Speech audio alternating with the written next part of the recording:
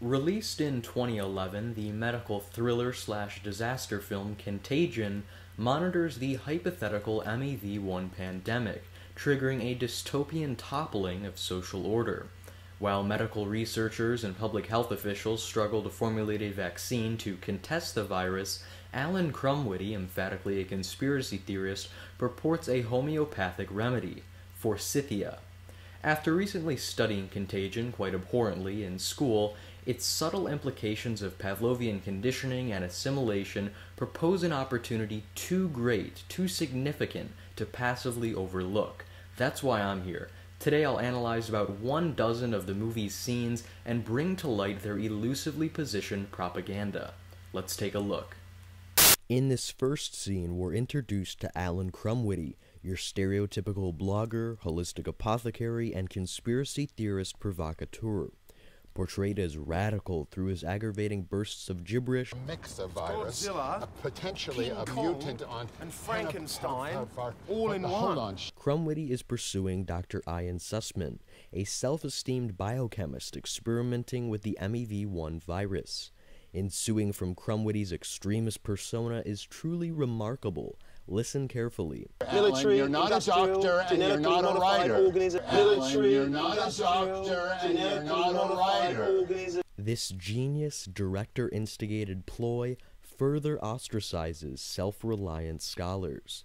Then, as Krumwiede proceeds down the stairs, Sussman arrogantly proclaims, Blogging is not writing, it's graffiti with punctuation. He's exactly right. Only heed the media's unilateral script, not alternative sources.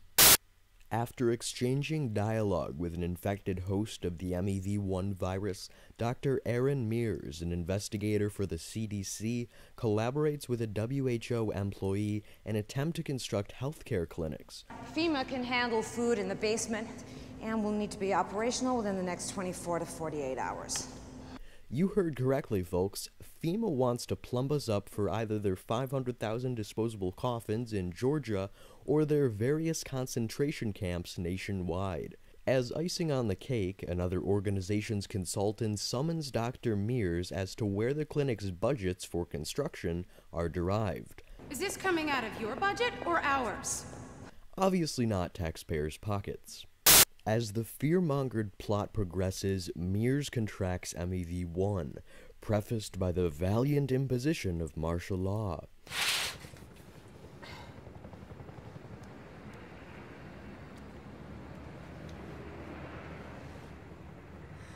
Mears?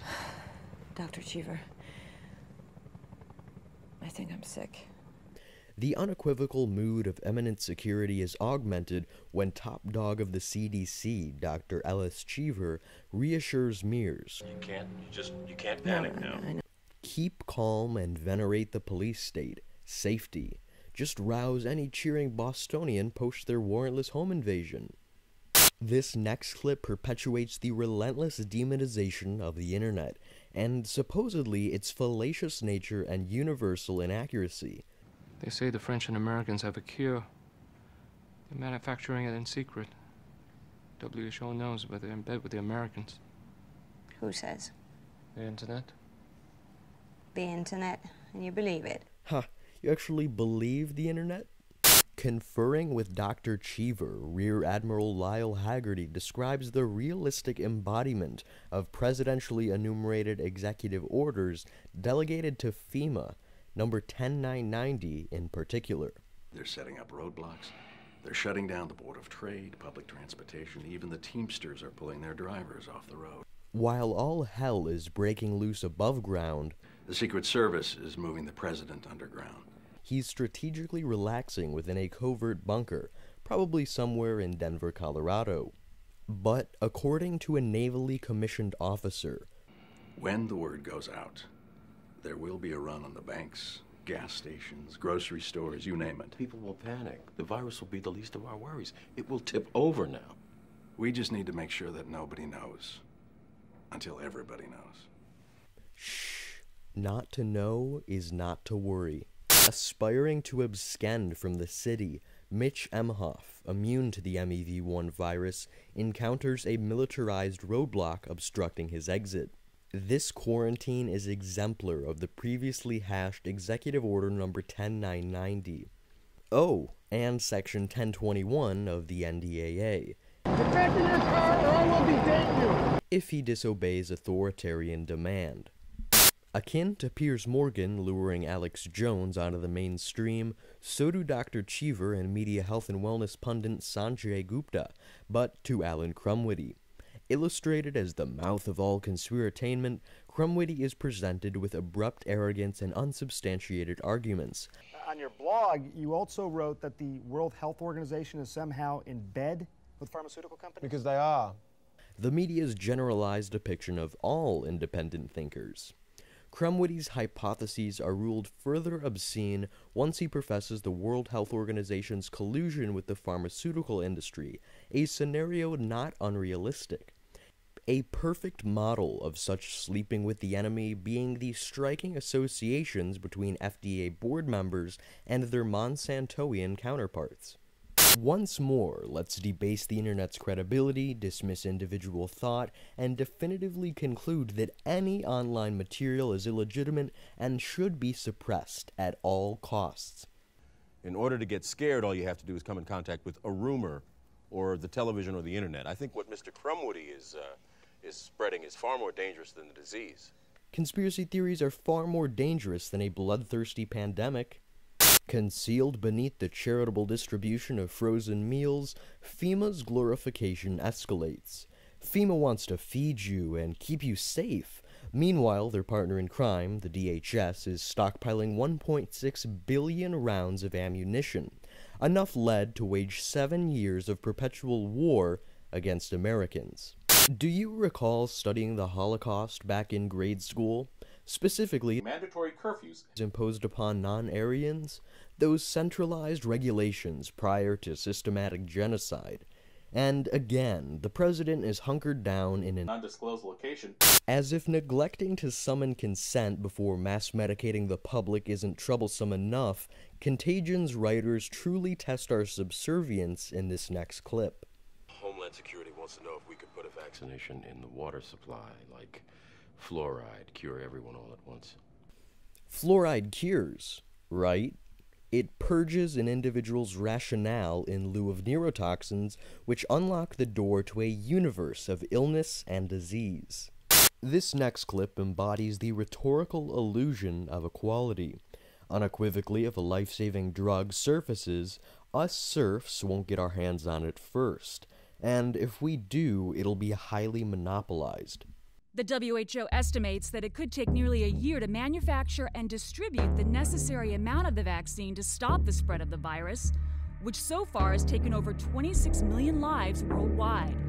But as labs work around the clock to produce the life-saving formula, the question remains, who gets it first? After the media announces the looming MEV-1 vaccine, Cheever's girlfriend's home is burglarized by a cadre of thugs seeking the antidote. Threatened, she lies. We don't have it. Bullshit! He works there. He gets it first. We don't have it. We have to wait. Right. The people who need healthcare are served first. The anxious tone and extreme soundtrack are then contrasted by the inundation of redemptive military choppers and tanks, a safeguard from the bad guys.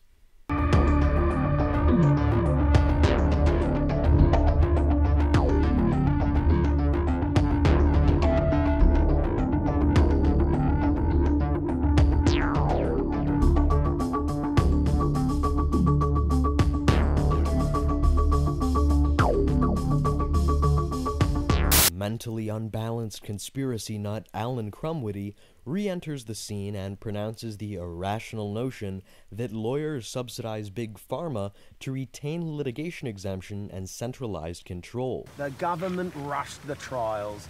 The lawyers indemnified the drug companies. He elaborates that knee-jerk reactions are emotively derived, therefore illogical. Maybe it causes autism or narcolepsy or cancer 10 years from now. Who knows? By all means, keep calm and don't think in the long term. Strikingly so, the epitomization of Big Brother unfolds. Are you wearing a wire? Unconscious of his entrapment, Krumwiede explains to an acquaintance how forsythia cures MEV1. Then, in a purposefully degrading sight, Alan, I didn't have a choice. They've seen your blog. Krumwiede's hands are shackled together for espousing conspiratorial thought crimes. For what? Tell me for what? Securities fraud, conspiracy, and most likely manslaughter. Neither Miranda rights, due process, nor First Amendment. For those who haven't seen this film, the irony of the arrest is that Krumwiede never sold forsythia. He merely mentioned it on his blog, garnering no personal gain. While many may dismiss the following excerpt, it blatantly exemplifies the mark of the beast, gifting you not only with freedom of movement, but also this spiffy RFID-embedded chip grants you full, VIP access to the Orwellian surveillance state. GPS tracking fees may apply.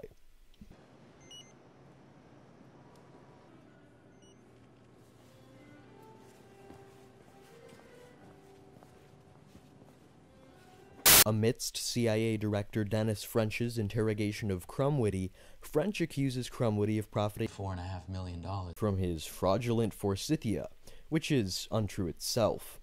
French prolongs his parentalistic lecture. And now you want to tell people not to get vaccinated, when that's the best chance they've got. Needless to say, I love an evening cocktail of formaldehyde and aluminum that instigates Alzheimer's. In closing, French alludes to internet security legislation not dissimilar to PIPA, ACTA, and CISPA. If I could throw your computer in jail, I would. If you see something, say something. If you see some weirdo exercising his or her First Amendment entitlements, they must be a collusive criminal plotting against authority. The unnerving soundscape also intensifies the aggravating mood.